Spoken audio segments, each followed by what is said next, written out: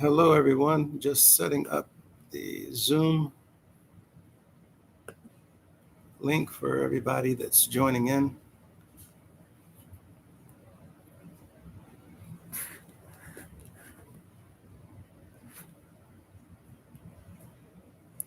And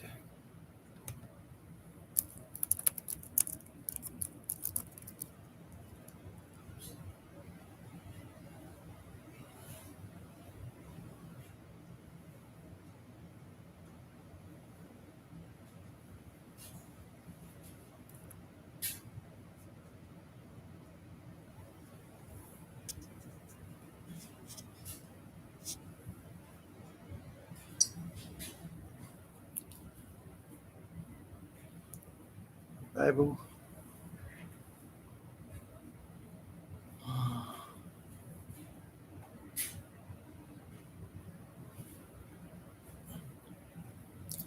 And we left off in the book of Isaiah.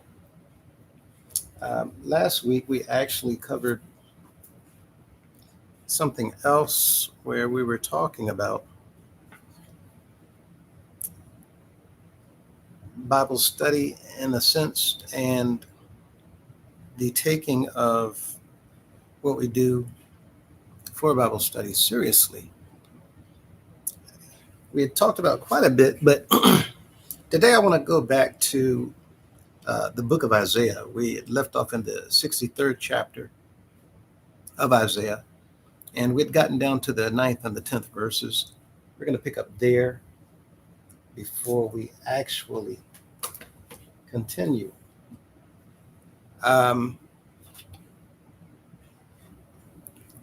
Before we start, does anybody have any questions that you'd like to touch on before we begin?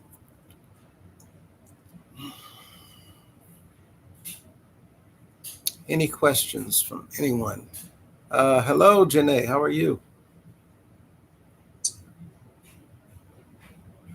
Before we actually begin.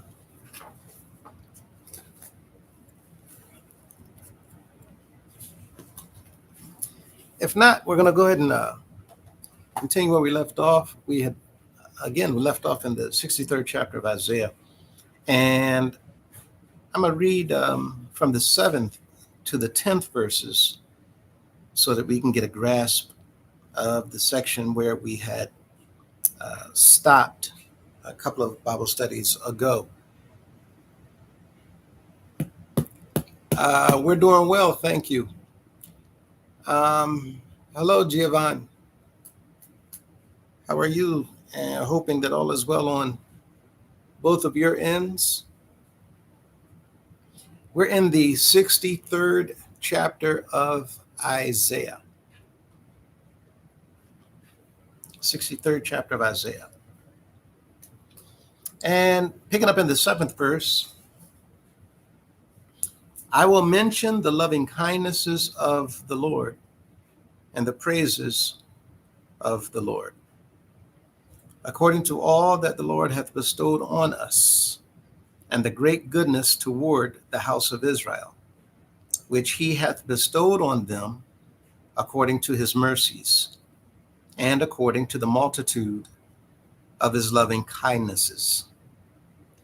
For he said, surely they are my people, children that will not lie. So he was their Savior.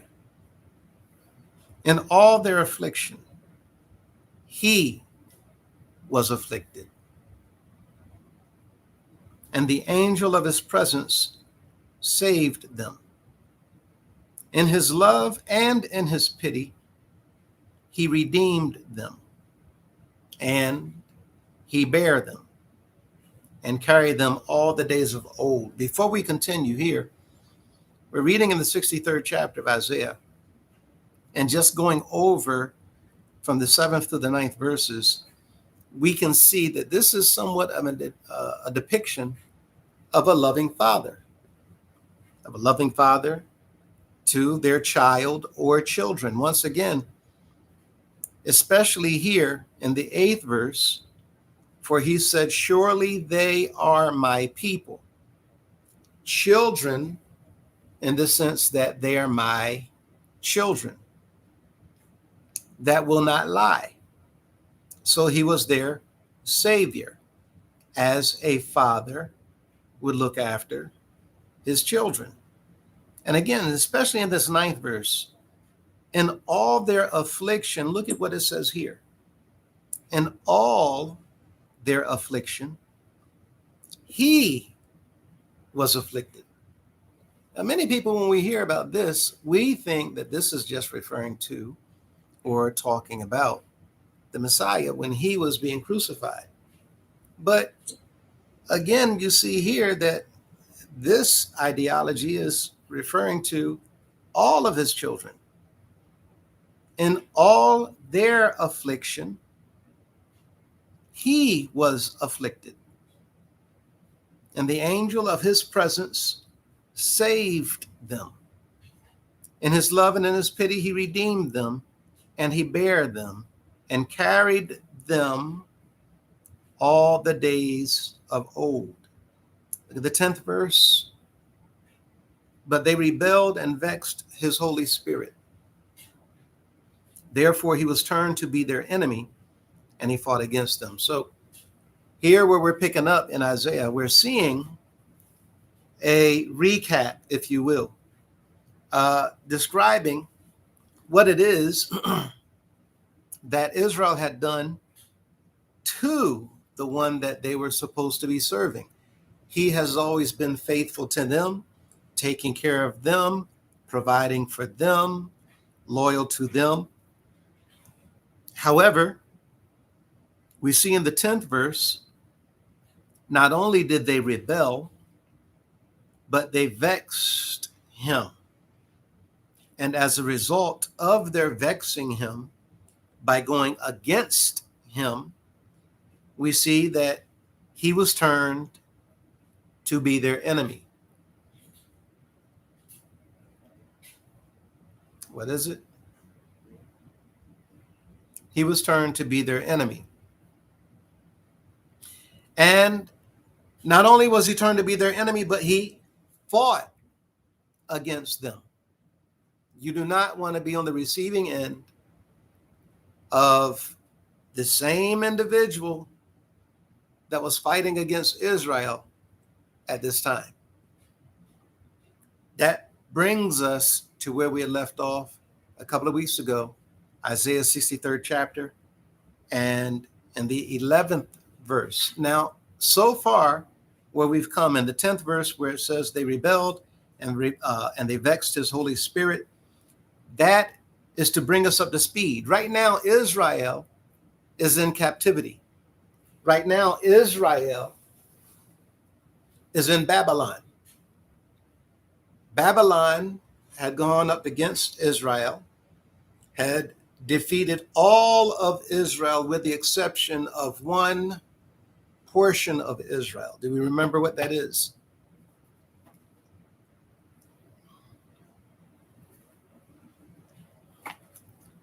Do we remember what that is?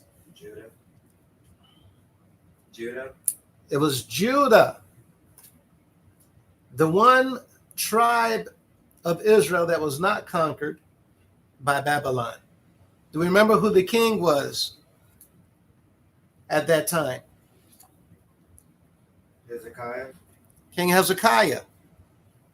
Through Hezekiah, attention would be gained and gotten from all the leaders of the world because of an event that took place to get everybody's attention. We talked about this on several occasions. Now, when that happened and got everyone's attention, the stage was being set for what was coming. Now, Israel is in captivity. Israel is in Babylon. And there's a reflecting taking place. They'd been there for 70 years. Hello, how are you? Hope that all is well. We're in the 63rd chapter of Isaiah. And now getting ready to go into the 11th verse. But prior to this verse, we see that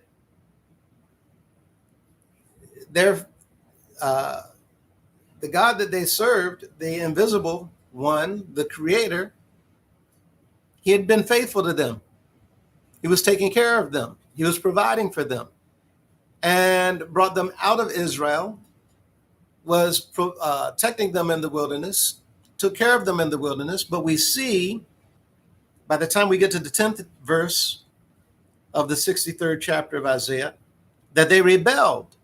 And we saw that this was a problem, an incurring problem with Israel over a period of time. Now, not only is he against them, but now he is also fighting against them. And he uses people, nations, governments, all types of methods. Can you turn this light on, please? Can you turn the light on? Thank you. All types of methods to show his anger and his wrath. At this time, he's using Babylon. Now, they've been there for a while. They've been there for a moment. Now, in the 11th verse, he remembered the days of old. Moses and his people saying, he's reflecting back, he's looking back. Moses and his people saying, where is he that brought them up out of the sea with the shepherd of his flock? Where is he that brought them up out of the sea? The Israelites would be asking this question. Where is he, the mighty one? What did Daniel call him? The Ancient of Days. Where is he that brought them up out of the sea with the shepherd of his flock? Who's the shepherd of his flock at that time?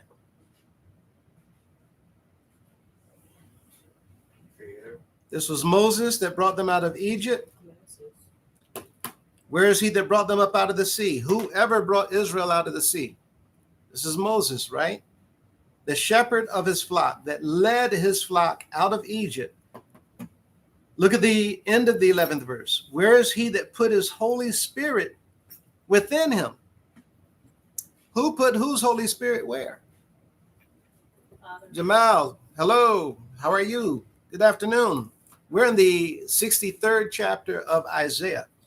And yes, that was our Father who put his Holy Spirit within him, the shepherd of his flock, Moses. And they're asking, where is he that brought them up out of the sea with the shepherd of his flock? In Exodus 14th chapter,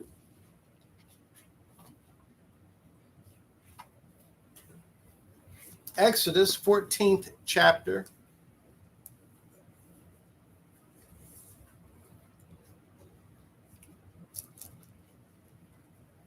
look at the 30th verse. Exodus 14 and 30. Thus, the Lord saved Israel that day out of the hand of the Egyptians. And Israel saw the Egyptians dead upon the seashore. How did they see them dead upon the seashore? They walked across on dry land. They came up out of the sea. And after they came up out of the sea, they see the sea fold over on top of the army of Egypt. Many of them, the soldiers, horses, now floating and being carried over by the disturbance of the water. And what would happen? Their bodies, as the water folded over onto the dry land that the Israelites walked out of, their bodies folding over with the water and the horses coming up with the waves onto the seashore. And thus we see in the scripture, Israel saw the Egyptians dead upon the seashore from drowning. In the 31st verse, and Israel saw that great work which the Lord did upon the Egyptians. And the people feared the Lord and believed the Lord and his servant Moses. What is this about?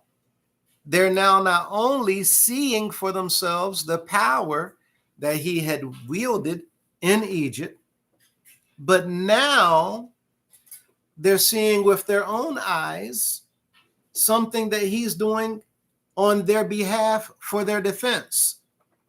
And he allowed them to walk across on dry ground and saw the water flowed over on the Egyptians and see them being washed up on the seashore dead, while every one of the Israelites are alive. Good afternoon, everyone.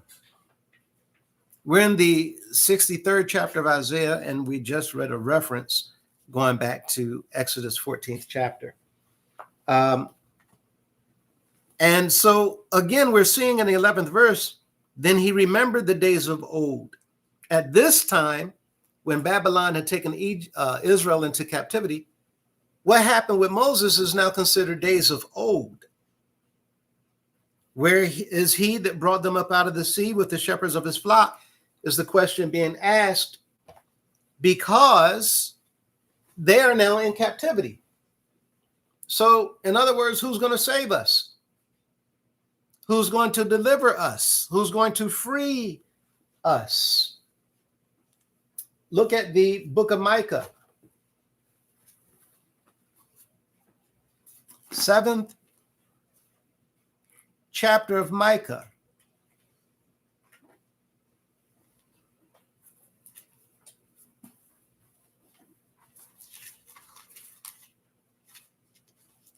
In the book of Micah, 7th chapter,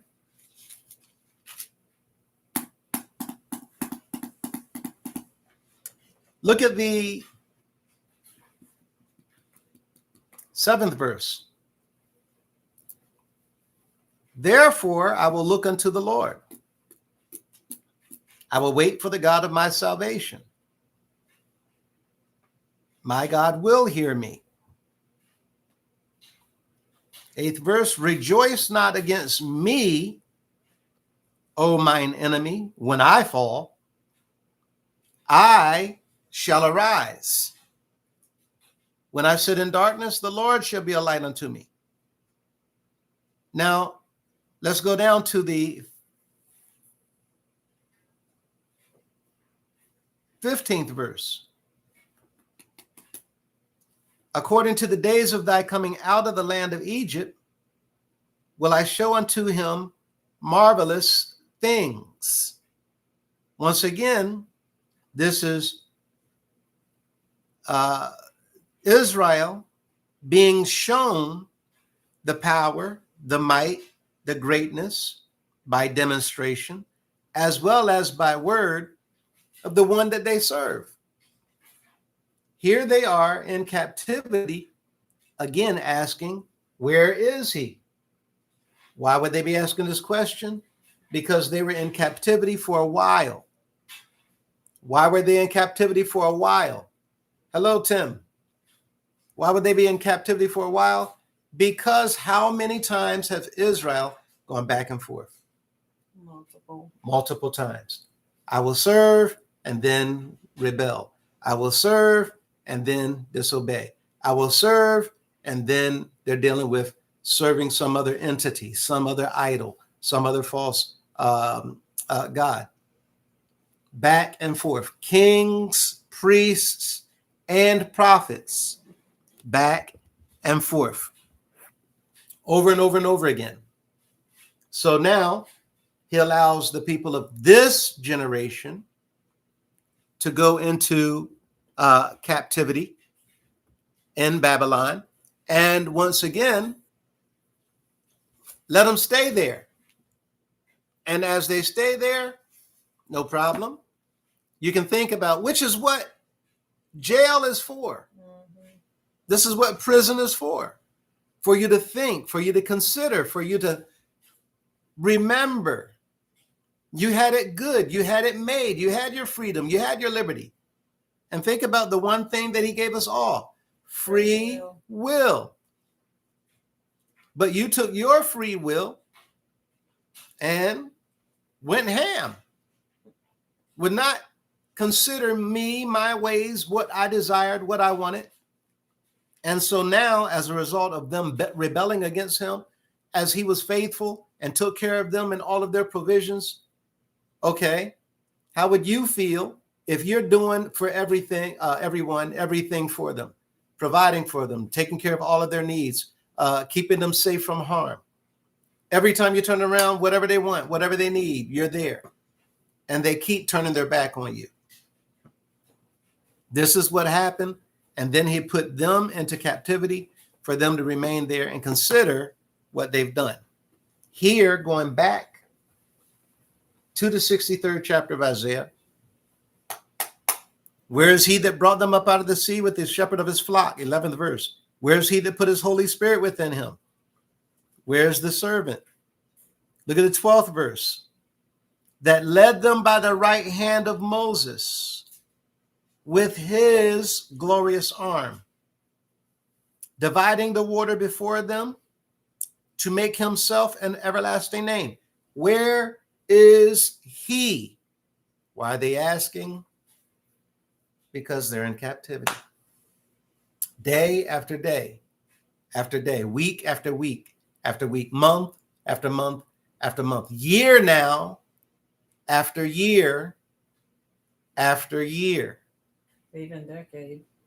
Decade after decade after decade. Yes. All this time, why? Because I'm sorry? Disobedience. Disobedience.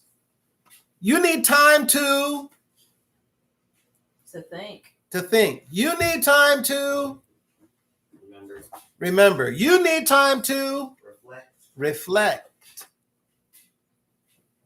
After thinking, remembering, and reflecting for a while, what is it that inmates get to do at some point? Somebody comes to them with news. And with that news, they will tell them, listen, we have a date and a time set for you to come up and stand before the parole board. A parole board. What is the job of the parole board?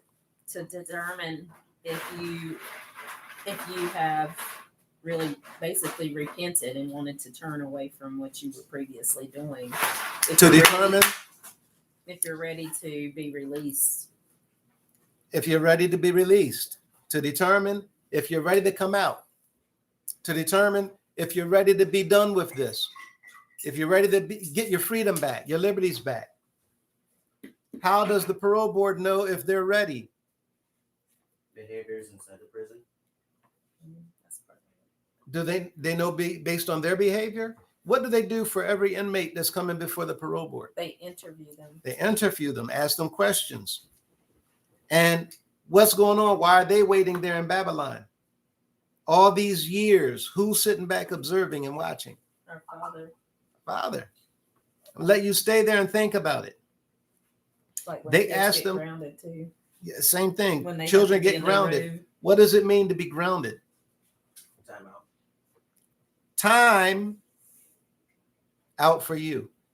Jail, time out for you. Prison, time out for you. All of these things have to do with time that you're going to serve, to think, to reflect, and to look back. Hopefully, when you come out, you will not repeat the same behaviors. This is what's going on with Israel in captivity. They're thinking back. That led them by the right hand of Moses with his glorious arm, dividing the water before them, and to make himself an everlasting name. Look at Deuteronomy, 4th chapter.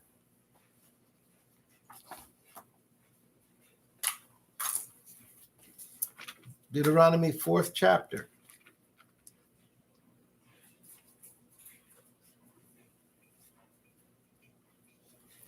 Fourth chapter of Deuteronomy, look at the 23rd verse. Take heed unto yourselves, lest ye forget the covenant. Now, what was the covenant? Laws made by a creator given to Moses. It's an agreement. The law that was given is an agreement. With the agreement, it was for them to do what? To agree to keep those laws. This is going to be our service to you.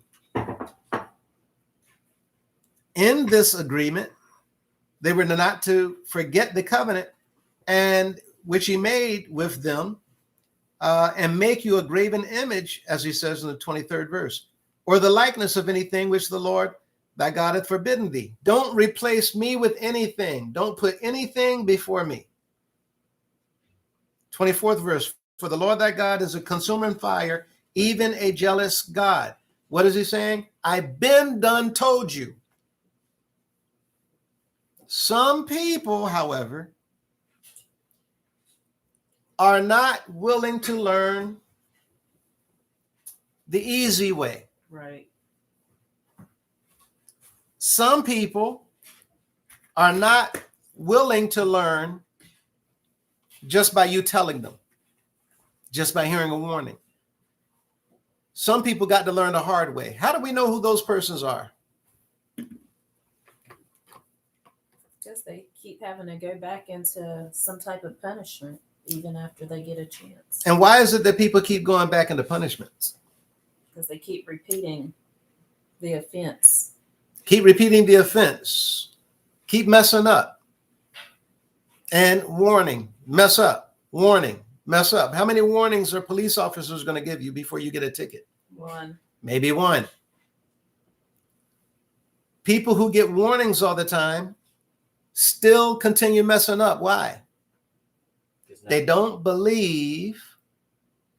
What were you about to say? Because nothing's happened to them. Because nothing's happened. They don't believe you're going to do anything. They don't mean you're serious. And here you're talking about the Creator. Look at everything he did for them in Egypt. And then they want to murmur. Then they want to complain. What else should he do? Keep warning? So now he allowed many of them to die.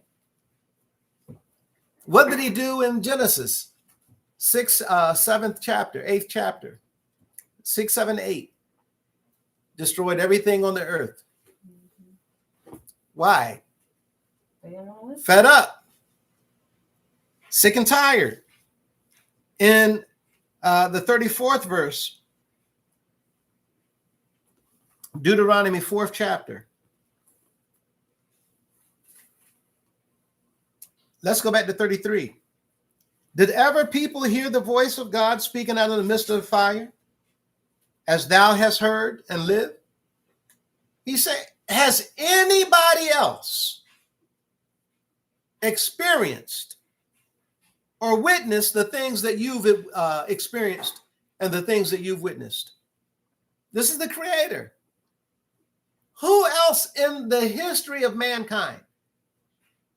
What other nationality, what other nation, what other group of people have ever seen what you have seen, heard what you have heard, experienced what you've experienced? If nobody else, you should be more than glad to serve me. You should be more than happy. They didn't see what you saw. They didn't hear what y'all heard. Who else? Look at the 34th verse. Or hath God essayed to go and take him a nation from the midst of another nation by temptations, by signs, and by wonders, and by war, and by a mighty hand, and by a stretched out arm, and by great terrors, according to all that the Lord your God did for you in Egypt before your eyes? What other group of people saw what y'all saw? Here's the Creator. What other group of people saw what you saw? What other group of people heard what you heard? What other group of people experienced what you experienced? What other group of people did I do this for? There has been none. And yet you still rebel. You still choose to serve some other entity, some other false whatever. Really? How many of us being in this situation, serving or seeing him, experiencing him, would go serve something else that's not anything near powerful as he is, who can't provide what he's going to provide? This is the problem. There's been many songs written. There's been many songs written. Hold on one second, everybody.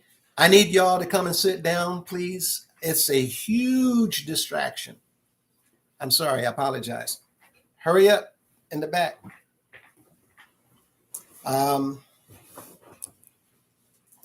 Hurry up, hurry up, hurry up. I just see a lot of movement and a lot of sounds.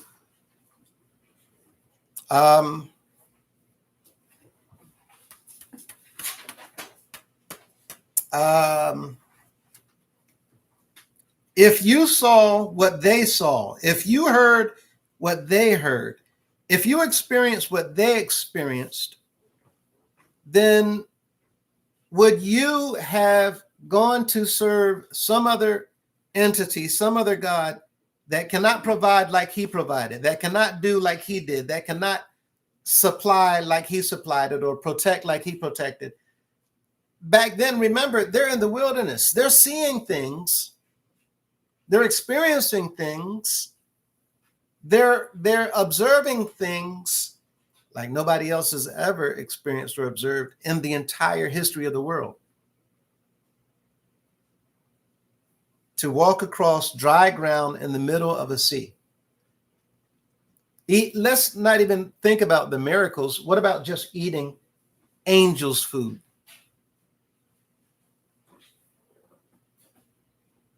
Manna. And still, what did Israel eventually do? Rebel. They still rebelled. And after having manna every day, what did they do after a little while? They complained about the manna. They complained about the manna. I'm not even giving you human food. I'm giving you angels' food, and y'all still complain? Can we imagine? This is why they're now in captivity. Not the same ones, but their descendants. Obviously, you all need a lesson. Why is Israel doing what they're doing? Because they were not there to experience what their forefathers experienced. And many times, unfortunately, we see, what is it? Don't our parents say, grandparents, you don't believe,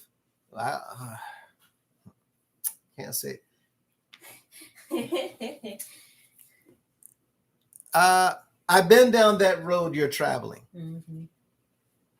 And they think it was dirt on it before. Mm-hmm. Somebody just came along and paved it is one. What's another one? Okay. They think what? Okay. I've been down that road before, but they think where you But the kids think you don't know. This is not the same as when you were growing up in those old times. Right.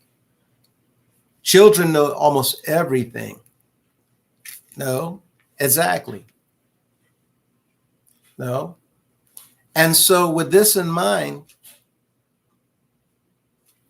they don't think that parents and adults know what they know. Younger generations think they know more. That was then, they say. That was then. This is now. Oh, nobody thinks like that no more. Nobody does.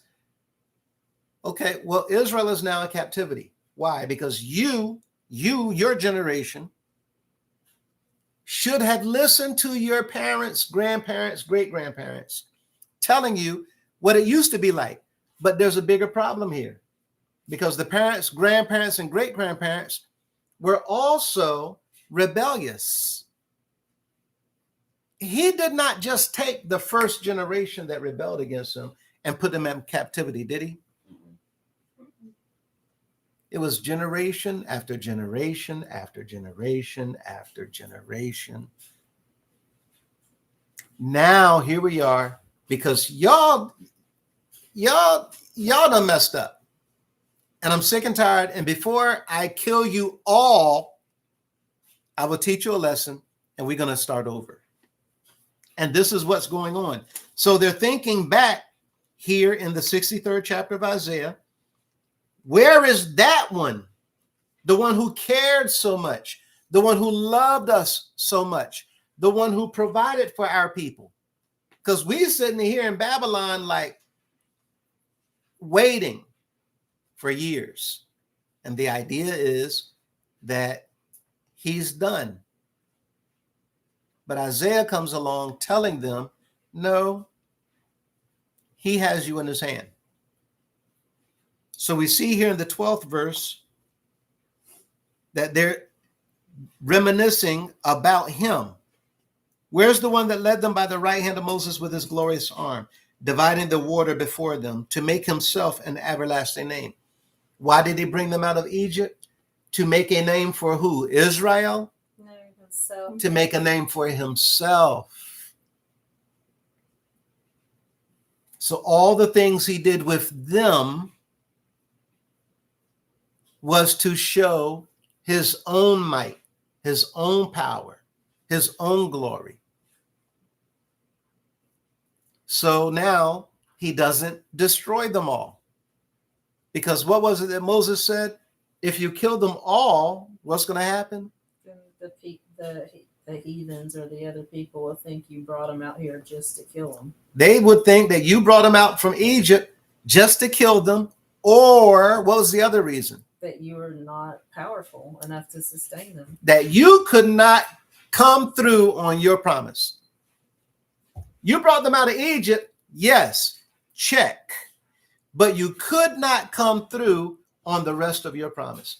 You couldn't give them the cities. You couldn't give them the territory. You couldn't give them the nations that you said that you were going to give to them.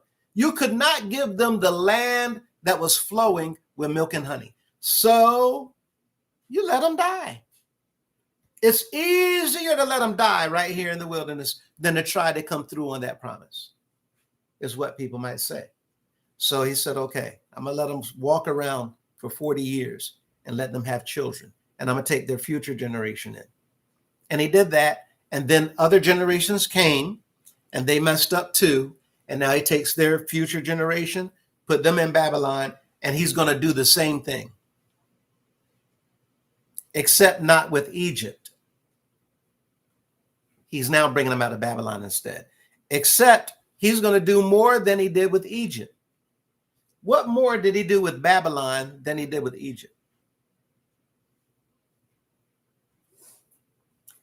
We read in Isaiah that I'm going to take them same people who had you in captivity, serve you. and I'm going to turn them around and make them serve you. Not only am I going to bring you out, but I'm not going to kill them the way that I killed the Egyptian army. I'm going to keep them alive. Not all. Some of them are going to die. But I'm going to turn them around to actually serve you. And then they're really going to know. And everybody from that point are going to know who I am. I'm going to make it even better. I'm going to get more glory out of this event than I did before. Now, going down to the 13th verse. That one that led them through the deep, as an horse in the wilderness, that they should not stumble. Where is he at, is what they're saying. They're now thinking about all the goodness. What happens to a person who is just treated like the best thing, what do they say, since sliced bread? And why do they say it that way? Because that was a great invention. Because they used to just pull it apart. And you got to break, right? But portion sizes serves a lot more people.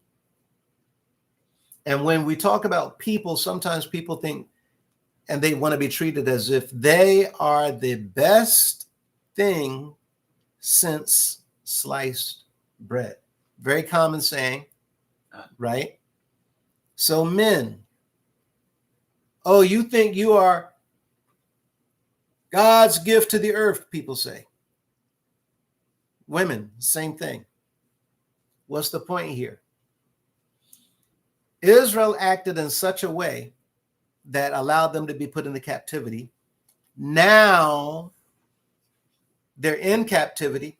What do people who's treated like they're just the best of the best of the best, and you keep treating them that way, they eventually keep dumping on you until you get sick and tired of it.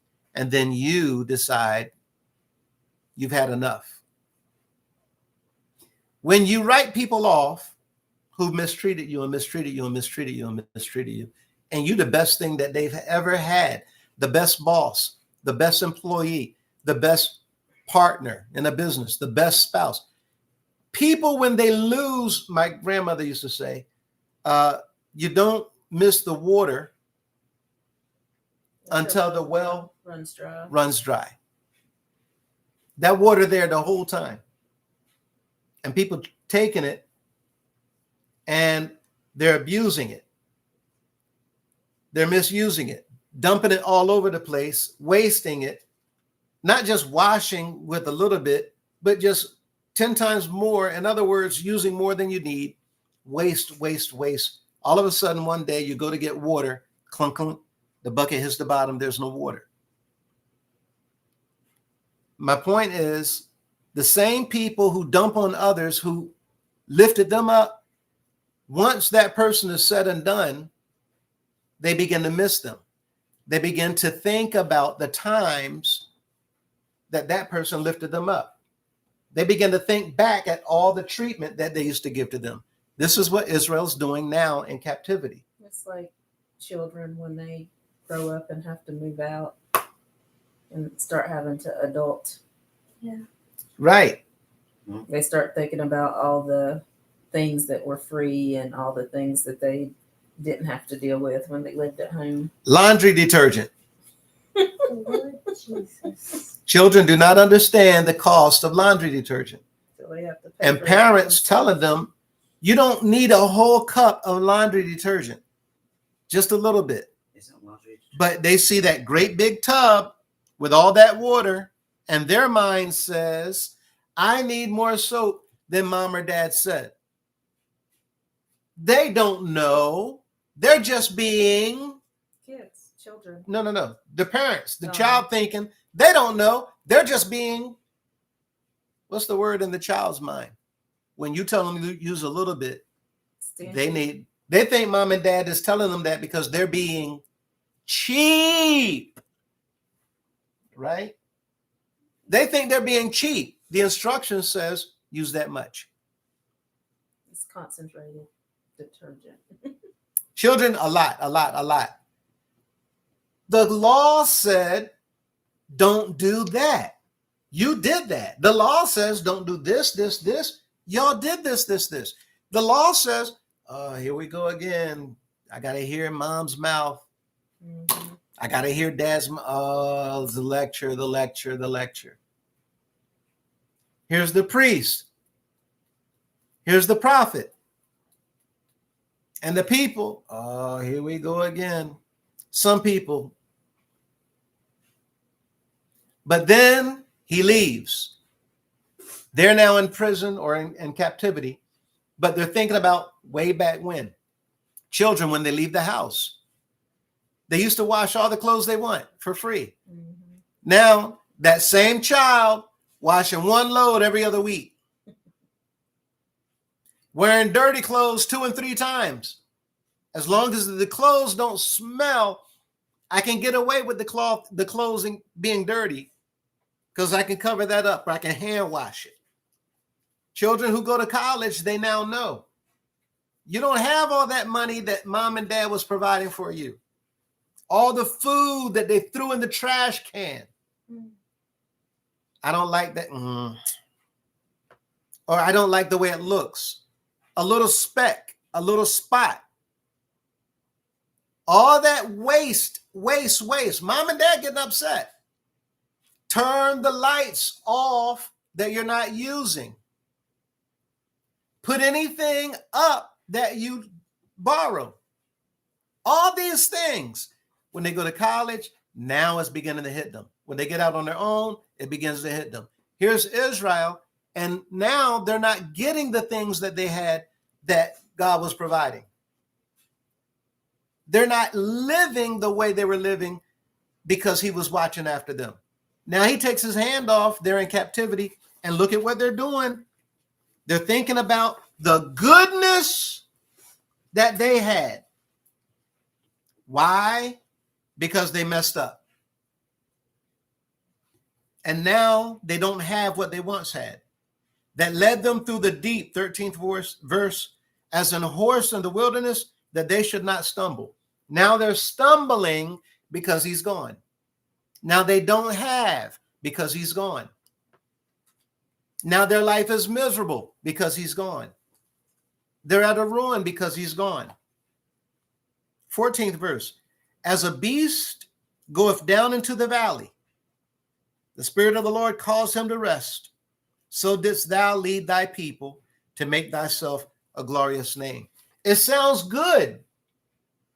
What do those same people begin to do that you lifted up when you leave and they start reminiscing? Oh, I had it so good.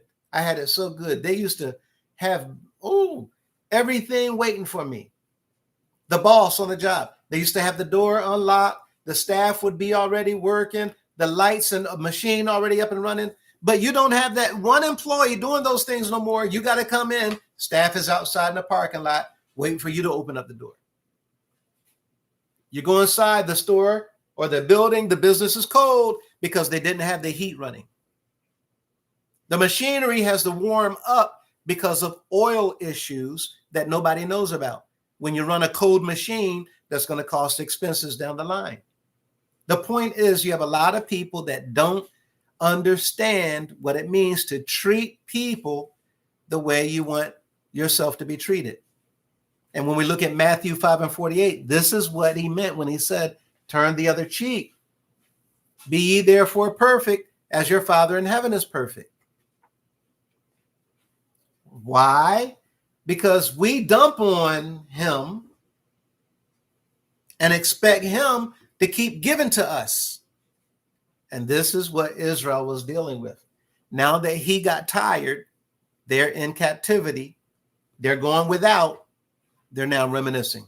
Oh, I remember getting up in the morning and pancakes, scrambled eggs with cheese, bacon, orange juice. Oh, now granola bar, which is pressed oats with a little bit of honey. Dry, brittle. Don't even smell anything. You want a snack? Used to be cinnamon buns scenting up the home. They used to bake chocolate chip cookies, peach cobbler, ice cream to top it with, maybe some caramel drizzle, chocolate fudge.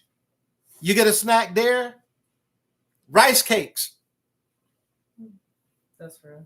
Can't smell any. Rice cake. Crunch it. Nothing there. This is your treatment today versus what it was like before when you took advantage of that person. When you took advantage of his goodness and you turn your back. They're now reminiscing in the 63rd chapter of Isaiah.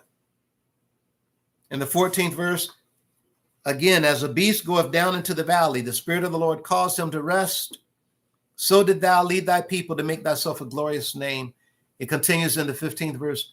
Look down from heaven. Now here's your request. What do they do? You miss them. They're gone. What do they do? Back in the 80s, you used to make a mixtape. Right? They're writing a letter. Please come back. I miss you. Please come back. This is in the 15th verse. Look down from heaven. And behold, from the habitation of thy holiness, and of thy glory. Where's thy zeal and thy strength? Oh, no, boo-boo. I was there. I did my part over and over. I gave you angels food, and you still complain.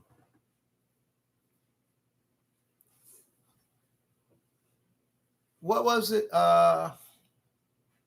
Quail from the ground up to your knees, as far as you can walk one day's journey, because you wanted meat. Food galore. I'm providing. You still complaining. The one who's doing it all, while you doing what? Nothing. Nothing. Israel, nothing. I gave you all the wealth of Egypt, which was multiplied way more than Joseph had. 400 years later, all of it. And you now have it in your possession in the wilderness. I'm giving you rules to live by. I'm giving you water out here in the wilderness, the waters of Meribah. We don't have no water. You brought us out here, Moses, to die. We're going to die here. Now all you're doing is instilling what in all the other people? Fear and worry. And now I got to show you again. Why did he have to continue to repeat the behavior of showing them and showing them and showing them and showing them and showing them? They didn't have any faith. No faith, and continuing to forget. What is it that he's looking for? Not to forget, but to remember. I got you, boo-boo. I got you. You trust in me. Look at what I did in Egypt. I am all that. Right. And a bag of chips with dip. Oh. And the sandwich and the drink. And he can talk that kind of talk because he can walk that kind of walk. And you mess up.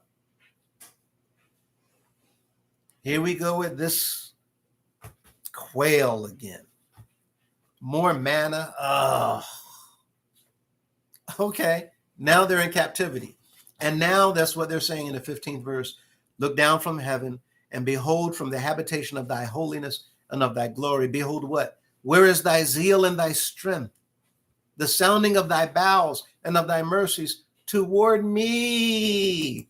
Well, who want to think about you when you didn't think about me? Now you want me to feel sorry for you. What was that movie? The young lady who had a very, very successful husband. He was a lawyer, big house. He's cheating on her, messed up on her. He had an accident. Isn't The this one that he was Diary of an cheating with. Angry Black Woman. Diary of an Angry Black Woman. Isn't that the Now that your mistress is gone, left you, turned their back on you, you're in need. You're in need. You're in need. Oh, now you want me to come back. Isn't this the same movie that had the scene in it where she? You want me to come back. Yes. Keep up. Yes. You want me to come back. But what about before? Why didn't you recognize what I had to offer before? Right. Why didn't you appreciate it before? Why didn't you at least show a little bit of gratitude before? That's an excellent parallel. When all I want Yeah. is, look at the song, RESPECT is what she said. Just a little bit. Respect. just a little bit. I'm there for you, provide for you. I got this going for you. I take care of this, that. The things that you don't even ask for, the things you don't even know, I do. And you treat me like this? Yikes. But now that I'm out, and now they're out, and now you don't have what you had before, all of a sudden, oh, you want me to come back to you? Mm, Y'all know the saying, been there, done that? mm, This is God talking about Israel. Israel said, no, please, please, please, please, please. And they're saying, where's thy zeal and thy strength and sounding of thy bowels and thy mercies toward me? What? Why should I give two hoots about you when you walked and trampled all over me and then kicked me in the gut after walking and trampled all over me? It's one thing to get hit by a car by accident. It's another thing to put the car in reverse and roll back over me again. And then in drive and roll back over me again. And then look in the mirror to make sure that I'm not moving before you pull off. This is how they were treating him. And this is how some of us, mhm. But in our hour of calamity, we want to, Lord, where you at? Where you at? Where are you?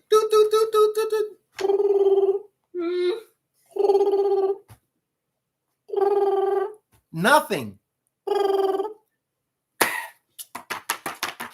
Call. Then we start calling friends.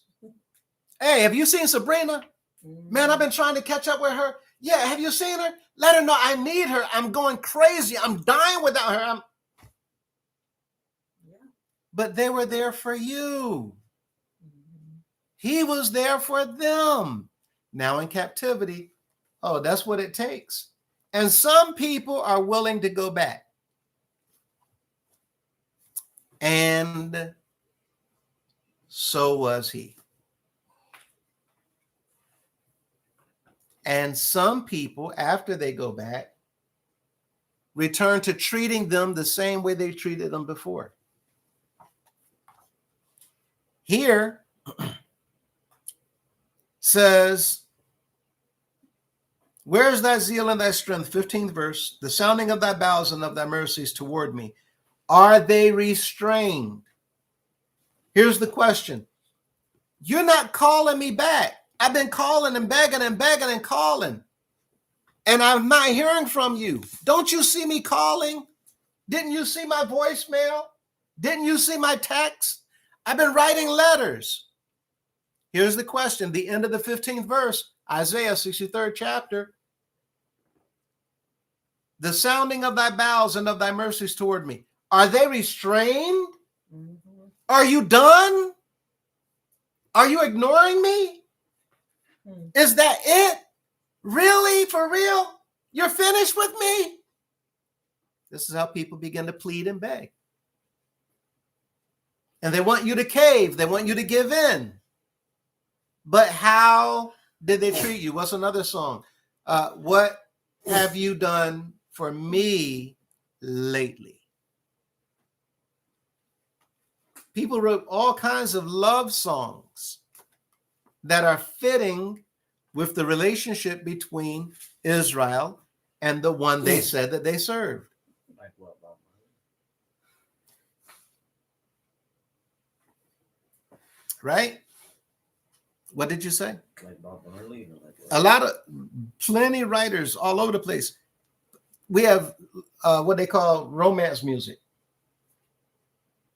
And a lot of romance music, the most popular romance songs are breakup songs, heartbreak. Yeah. People don't buy a lot of music when they're excited. But you let somebody heartbreak, that build their collection. Every song remind them of that person. And this is what we're reading. Are they restrained? Look at Deuteronomy 26:15. Deuteronomy 26:15.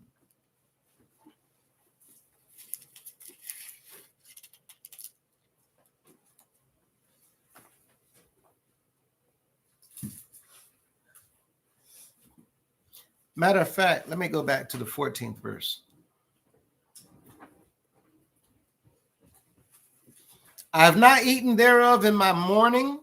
Mourning, why are you mourning? Because you're gone. I have not eaten anymore in my mourning. This relationship went south. I messed up. Neither have I taken away aught thereof for any unclean use. What's going on? How's the person writing their letter? They're telling them, I haven't done this, I haven't done this, I haven't done this. These are all the things that, I know that you don't like this. I know you don't like that. Diary of a Mad Black Woman. I've been taking care of this. I put all this stuff out. I did this, I cleaned. What are they doing? They're pleading, trying to get you to see the things they've done to get you back. Here, in this verse, nor given aught thereof for the dead. But I have hearkened to the voice of the Lord my God, and have done according to all that thou hast commanded me. Here's the woman. I went back and I fixed it. I did everything that you wanted. I returned what needed to be returned. I repaired what needed to be repaired. I made everything that needed to be taken care of to go away. It's nothing but me and you from now on. Me and you. They say, I swear. I promise. On my, start making all kinds of other things, statements. I do this, I'll do that, I'll do this. This is them saying, or he's letting them know, this is what's going to happen if I turn my back on you, if I go out that door. Parents tell their children all the time, I keep telling you, stop doing this. I don't want to have to put you out, but you can't sell drugs in my house. You can't bring girls, boys in my house. You can't fill in the blank. Why? Because who make the rules? The parents do. The parents do. Why did they get to make the rules? Because that's their house. Because they're the ones providing. It's their house. Why is it that he got to tell Moses to tell them what to do? I'm the one that redeemed you from Egypt. Right. Y'all were slaves. And he did it so that they would be more than glad to serve him. Let's put it another way so everybody understands. What would happen in the old if a slave was purchased from some other slave owner? Would the slave then go to the new owner's house and start being disobedient? Go hitch the horse. Man, you hitch your own horse. That's one way to get us down.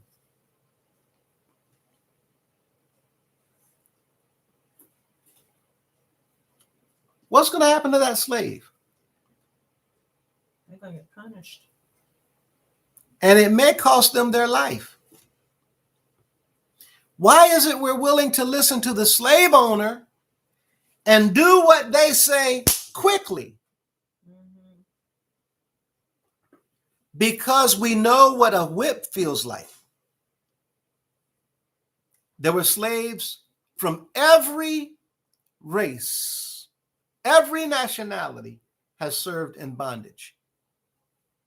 And everybody that's ever been a slave or had a relative as a slave, they understood when they say do something, you immediately do something. But the one who delivered them from Egypt, did he punish Israel? No. So they took advantage of his Kindness. And because he's so kind, Israel kept messing up. And so it says in the 15th verse, look down from thy holy habitation. I've done all this stuff. So since I've done that stuff, let me make my appeal. Look down from your holy habitation from heaven and bless thy people Israel and the land which thou hast given us. And as thou swearest unto our fathers, a land that flowed with milk and honey. Do this, do this, do this, do this. I went back. I cleaned up. I cleaned my room, Dad. I cleaned my room, Mom. I raked the yard. I washed the dishes. I washed the car. I did everything you've been telling me to do for the last 2 weeks. Now can I get that video game? Now will you buy me that car? Why didn't you do it when I told you?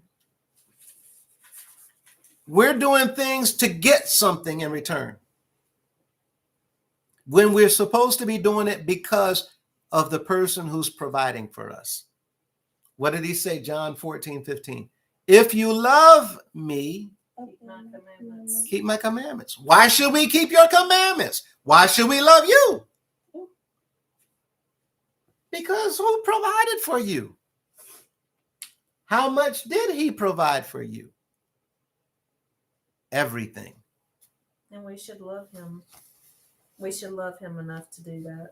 Right. Why? Because I don't think he's had time for it. Because he's provided everything, including our existence. Mm-hmm. And are continuing. You don't have to be here, Mm-hmm.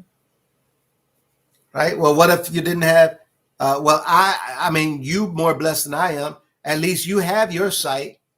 Really? Really? There's people out here that don't have that and a whole lot more, but are way more grateful. Mm-hmm. That's so true. There's a 7-year-old girl who was homeless. They did a documentary on what a day in her life looks like. 7 years old, homeless. She was selling doll babies that she made that were not doll babies. She'd take sticks and she would rub them on the sidewalk. They carve them out. Take bits of glass and try to dig out holes, and take other sticks to stick inside the hole. And she took pieces of cloth to dress the stick, and she took a marker and drew a face on the stick. These are doll babies that she was selling for $2. 7 years old and homeless, going to different restaurants, and they knew that she was homeless. They would help her out with something to eat from time to time. Every day having to find a place to sleep because the adults did not want to take her in as their responsibility. She has a lot to be thankful for, and she had a whole lot to teach adults how to be thankful. A 7-year-old homeless girl was appreciative and happy every day. When people didn't buy her dolls, she played with the dolls, showing how happy she was. People who have a home, have a bunch of things in the home, have loved ones around them at that home, still show signs of not being grateful. Something is definitely off. And here's Israel in jail, not jail, but captivity. And they're saying, have you given up on us? We remember what our forefathers said. We remember now. We remember. Look at the 16th verse. Doubtless thou art our father. We know you are our father. Though Abraham be ignorant of us, he doesn't know about us because he's dead. All those years, we're his descendants. And Israel acknowledge us not. Our father Jacob, he doesn't acknowledge us, he's dead. Thou, O Lord, art our Father, our Redeemer. Thy name is from everlasting. Wait a minute. Why are you claiming me now? You were not treating me as if I was your father when you were disobedient to me. You were not treating me as if I was your father when I told you to do something. Keep my commandments, and you ignore. What do we say to children picking them up from school. You see them doing something wrong. Whoa, wait. What in the world are you? What? Oh, no, everybody. No. I'm not asking about everybody. I'm not everybody's father. Right? I'm not everybody's mother.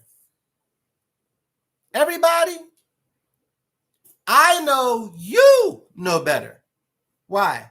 Because I taught you better. I don't know what they taught their children. They might not have been taught, but you've been taught. Grab the ear, pull them in the car. It is on. Why?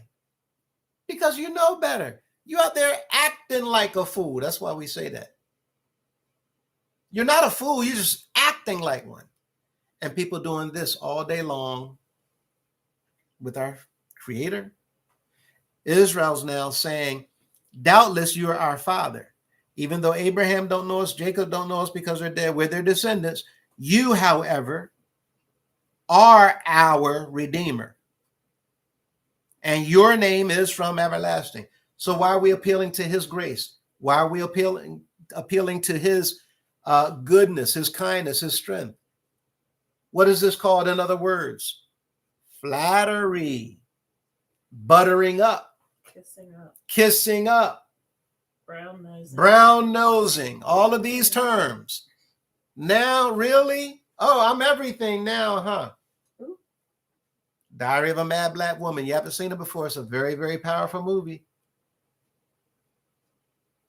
Everything she was, he wanted after he realized what he had that he did not take advantage of, that he did not appreciate, rather. They, in captivity, are now turning their direction, their attention towards him, which is the purpose. Look at Deuteronomy 32.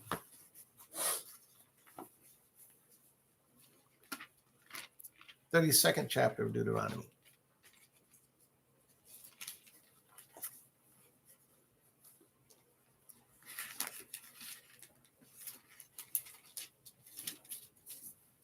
And what does the 6th verse say, Josh?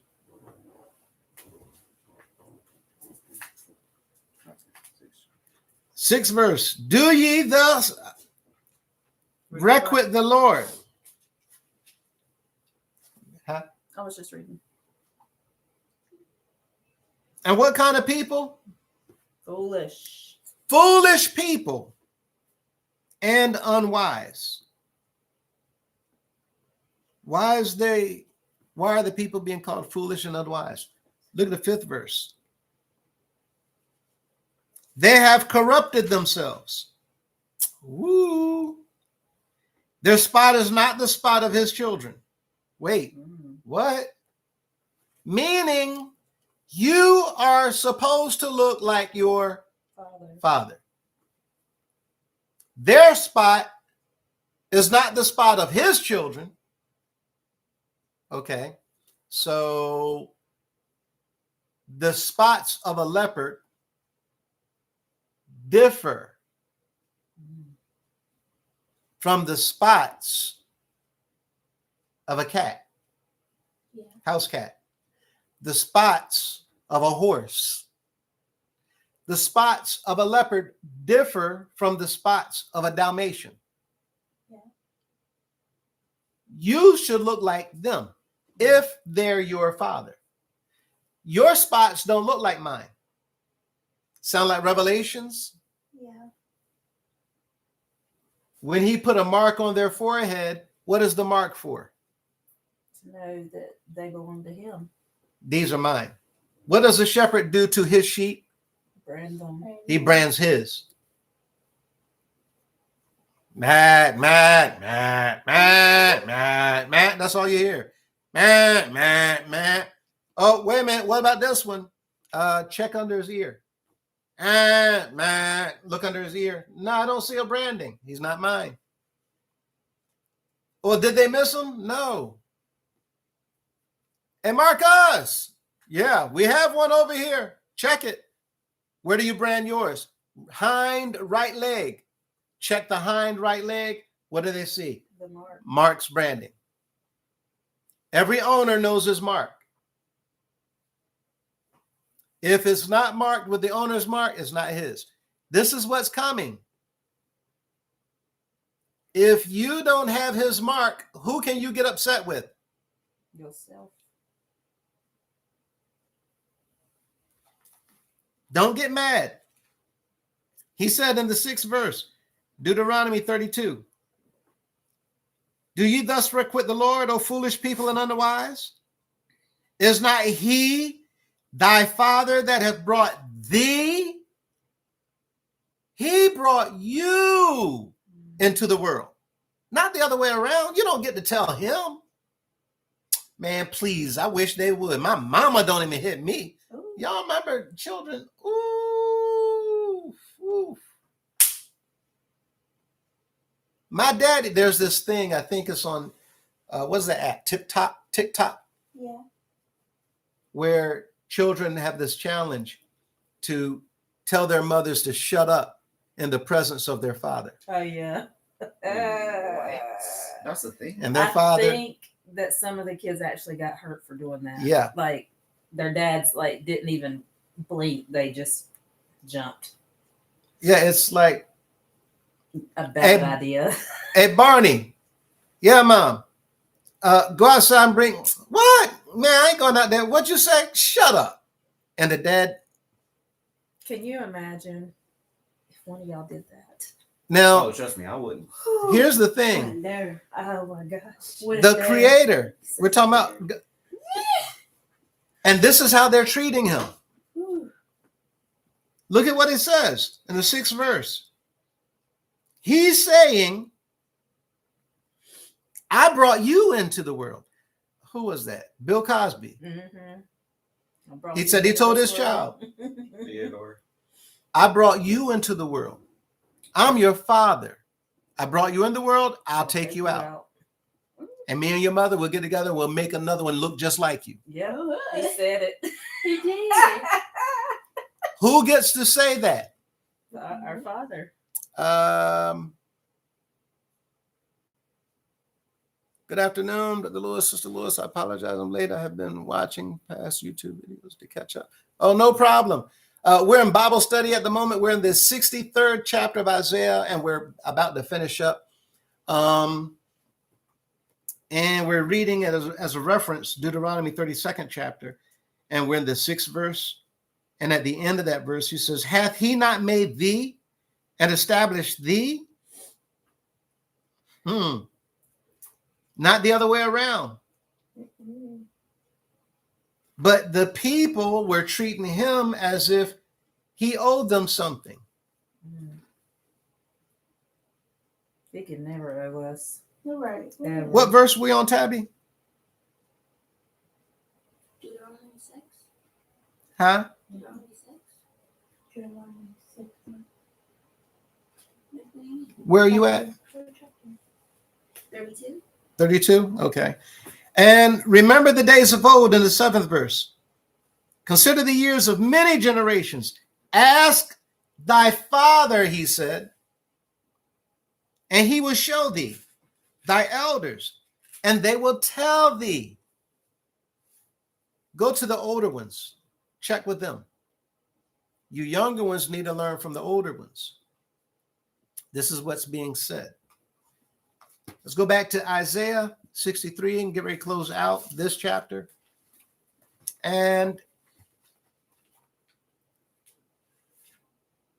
he says in the 17th verse, O Lord, where hast thou made us to err from thy ways and hardened our heart from thy fear? Again, now they're resorting to be begging, pleading. Why hast thou made us to err from thy ways and harden our heart from thy fear?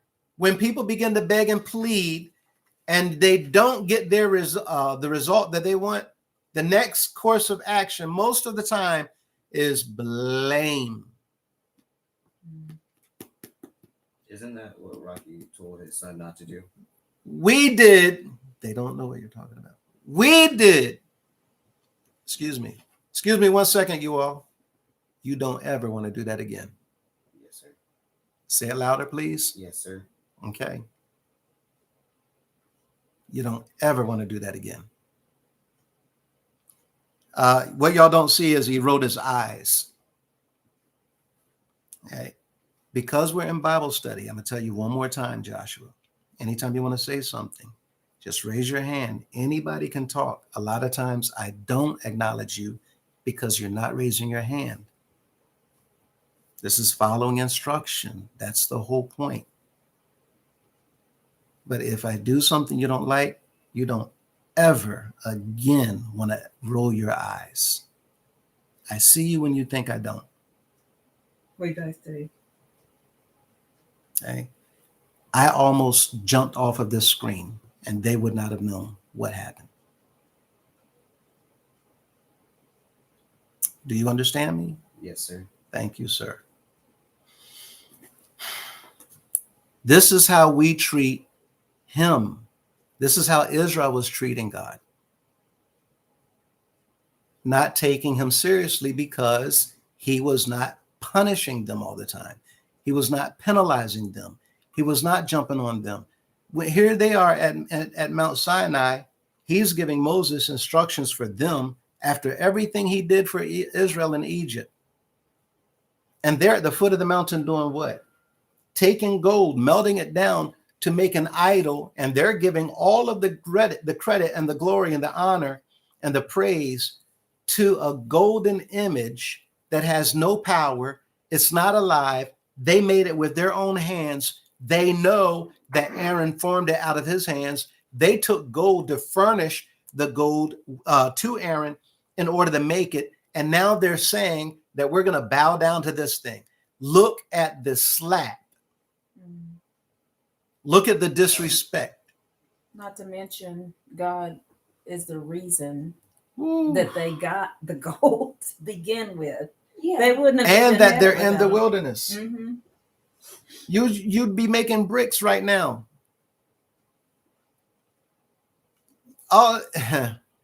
And yet this disrespect, and I'm telling you, I'm setting up a government because of everything I'm about to give to you.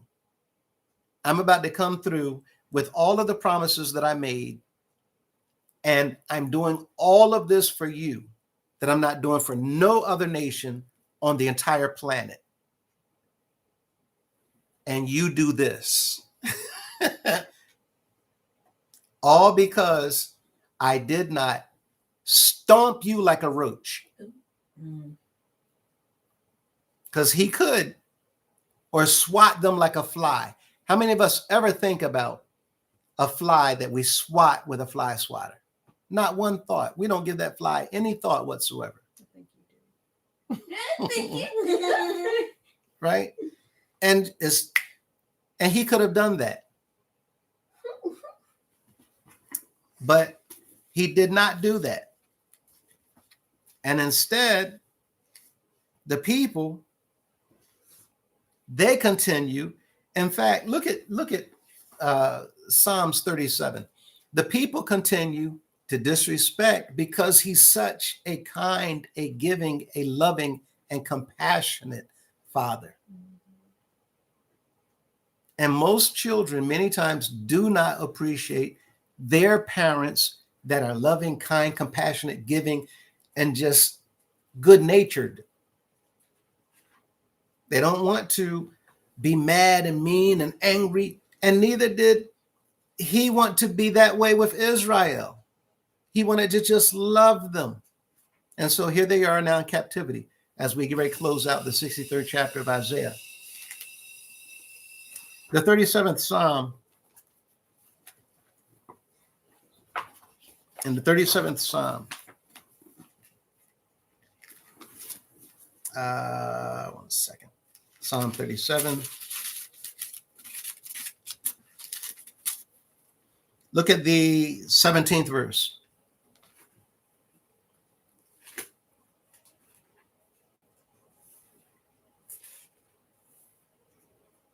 I'm going to go back. Look at the 12th verse, 37 and 12. The wicked plots, they plot, they plan. The wicked plotteth against the just and gnasheth upon him with his teeth. Plotteth against the just and gnasheth upon him with his teeth. They do everything they can to hurt or to harm the just. Look at the 13th verse. The Lord shall laugh at him. Laugh at who? The wicked. Because whose hand is the just person in? Our Father. The Lord shall laugh at the wicked one who's plotting and planning against. Weren't the disciples told it's better that a man take a millstone and tie it to his neck and cast it to the depths of the sea than to harm the least of his? He goes on to say in the 13th verse, the Lord shall laugh at him, for he seeth that his day is coming. And look at the 14th verse. The wicked have drawn out the sword and have bent their bow, meaning a bow from a bow and arrow, to cast down the poor and needy, and to slay, to kill, such as be of upright conversation. They don't want them. No, they want to get rid of them. Their sword shall enter into their own heart. Their own heart. Mm. And their bows shall be broken. Here's the Creator saying, no.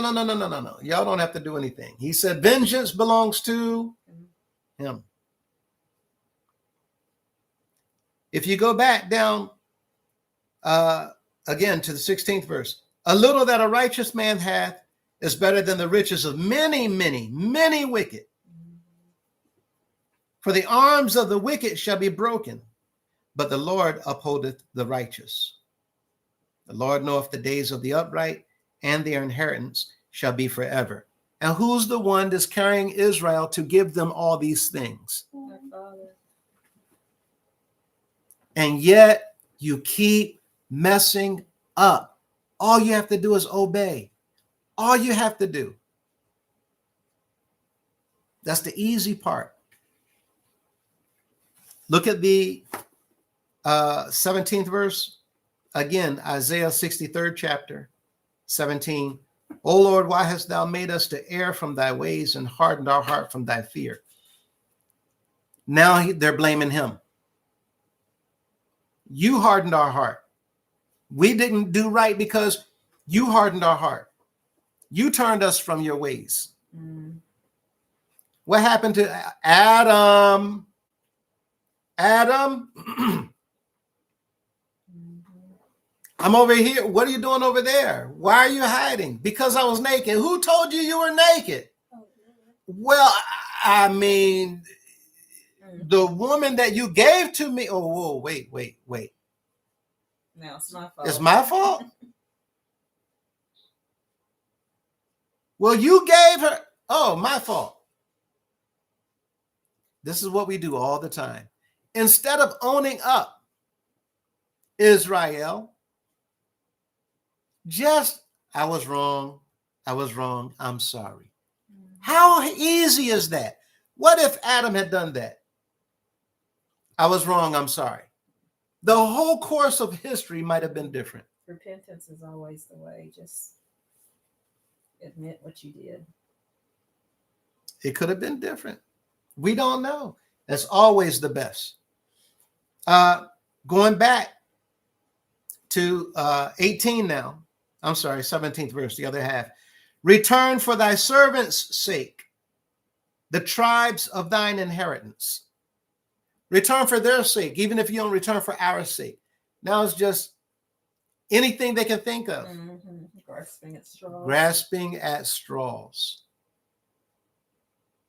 The people of thy holiness have possessed it but a little while. Our adversaries have trodden down thy sanctuary. Now Oh, you want me to think about what they've done? Mhm. They've trodden down your sanctuary. Look at your sanctuaries, your Yeah. sanctuaries. Mhm. No, I'm looking at what y'all did, because y'all did what they did to my sanctuary. Oof. You're saying they trodden down my sanctuary, and you say, but wait, when did we trod down your sanctuary? Isn't that the same as Malachi? Mhm. Right? Ye have robbed me, even this whole nation. Mhm. But ye say, wherein have we robbed thee? Mhm. We haven't robbed thee. Like they don't know what they did. Right? In tithes and in offerings. Oh, yeah. Oh. And we do it all the time. And now they're saying they tread but you did it too. You turned your back on my sanctuaries. In fact, I showed Ezekiel, without your knowledge of it, that not only did you turn your back, but you were hiding idols. You were involving yourselves in idolatry in my sanctuary. Mhm. Don't tell me what they're doing. If you're going to report somebody doing wrong, make sure you report yourself too.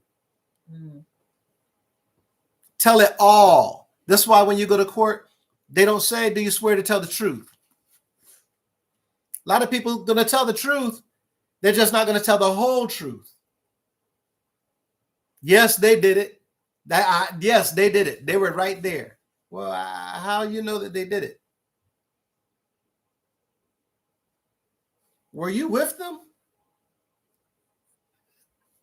I mean, oh, you were with them? Bailiff, Mhm. you need to be arrested too. You have to tell the whole truth. Don't just tell on their wrong. What wrong did you do? And here they are in captivity. So now they're saying all this stuff. And return for thy servant's sake, the tribes of thine inheritance. 18, the people of thy holiness have possessed it but a little while. Our adversaries have trodden down thy sanctuary. We are thine. We're yours. Thou never bearest rule over them. They were not called by thy name. Why they trod in your sanctuaries? They don't belong to them, but belong to us. But you disrespected it. Don't come with a bunch of reasons and trying to get me to lighten your penalty and your punishment. I've already told Isaiah, I'm going to bring y'all out of captivity. I'm going to restore Israel again. I'm going to restore Jerusalem again. I'm going to have the temple rebuilt again. It's going to be better than it was before. But you don't need to come up with all these reasons to try to justify you begging for me to come back to do for you after you treated me like dirt. The best thing you can do for somebody that you have wronged is to simply say, I am so sorry, and leave it at that. Which is why the disciples were taught to agree Quickly with your adversary. with your adversary. Quickly agree. They got you by the throat legally. They can have them throw you in the dungeon. And you're going to sit there and, well, he owed me $18,400. No, it wasn't no $18,400. It was only $18,360. Yes, sir. Okay. You messing up. You should be listening. The lawyer told you not to say nothing. Now the law And is sometimes that's the Holy Spirit, actually, the lawyer.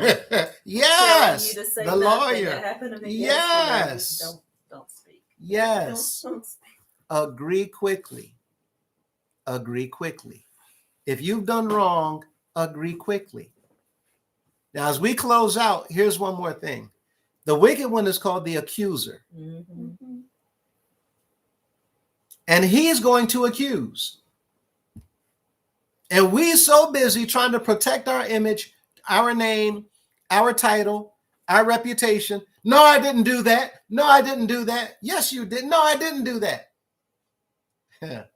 But what else was the disciples taught? A little leaven leavens the whole lump. You didn't do what he said that you did? No, I didn't do it. He said that I snuck out 3 o'clock last night. Snuck out at You didn't 4. do that? No, it was 4 o'clock. Agree quickly. Yes, I did. I own up to it. And when you own up to your faults and your wrongs, the penalty will not be as severe. The only thing the judge wants to know is, are you sorry? Are you sorry? We know you did it. Are you sorry for doing it? Sometimes people do stupid things. Sometimes the stupid thing that people do was not so stupid, depending on the reason for doing it. Everybody who steals is not a thief. Wait a minute. What? Everybody who steals is not a thief. Some people, listen, weren't the disciples told to go and take? Yep. That's exactly what I was thinking about. That did not belong to them. Some people who steal is not a thief. Did they steal? It didn't belong to them. What if they didn't see anybody? They took what did not belong to them, but they weren't thieves. So if somebody stopped them, hey, what are y'all doing? The master have need of them. The Lord has. Some people steal because of the situation. Some people steal because of the thrill. If your situation calls for you to steal, you're in somebody's field and you're plucking corn that does not belong to you. You stole. Until they find out you were poor.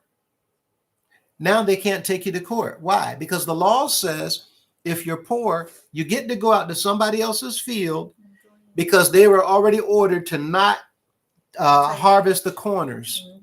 Leave it for the poor. Now you're not a thief. It's called gleaning. If Israel simply owned up, we messed up, we were wrong, we acknowledge our wrong, we understand you're doing this just to get us back on the right track. Thank you for your love. I'm sorry. I just thought about that line. Thank you for your love, for loving us enough to penalize us to see our faults so that you can bring us out. Now, that was the 63rd chapter of Isaiah. As we get ready to move forward, there's parts of Isaiah where he's reminding them why you're here in the first place. Isaiah is telling them a lot of things that Jeremiah already told them they were going to go through. And the reason why they're going through it is because he's going to bring them out with a mighty hand. But I need y'all to understand y'all messed up. And it's not the generation that messed up that he's going to bring out. He's going to bring out their children. The same way he did in the wilderness. He's going to bring out their children. Because enough is enough. And y'all done made me lose my mind. Up in here. Up in here. Are there any questions, comments, additional statements anybody would like to make before we close out? I apologize for earlier. Thank you. Apology accepted.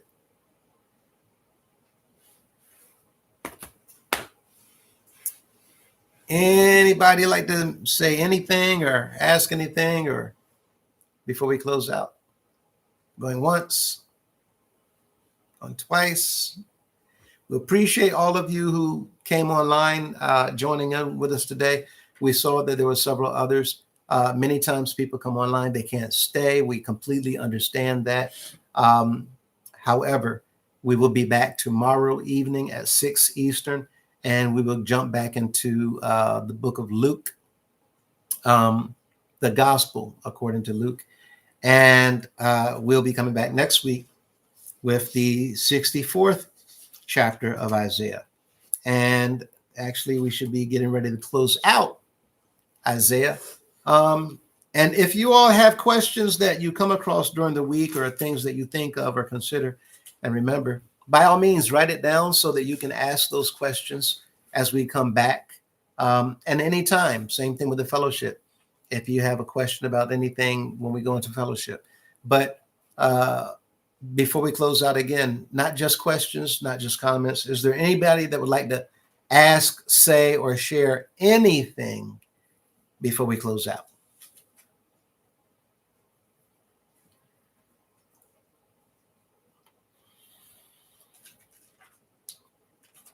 And if not, then we'll go ahead and close out the Bible study for today. Thank you all for joining in with us. We hope you enjoy the remaining portion of your Shabbat. We have about 3 hours and 15 minutes left. And we hope that you enjoy the rest of your weekend as well. That said, have a good one, everybody, and we'll see you next time. Yes, sir. Thank you. Enjoy your evening as well. And thank you, Janice. Enjoy your evening also.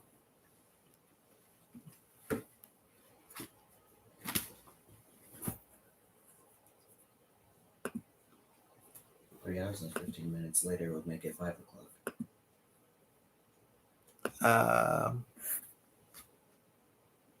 I need to adjust that clock. It's still an hour ahead. 4 hours.